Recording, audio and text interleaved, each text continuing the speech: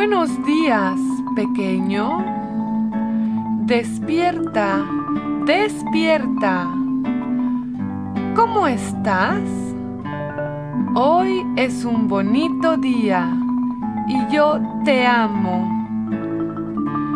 ¿Quieres aprender las letras del alfabeto español? Sí. A. Árbol. B. Bebé.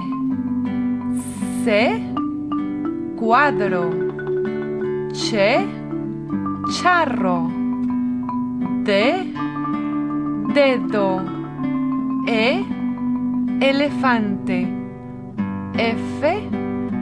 Falda. G.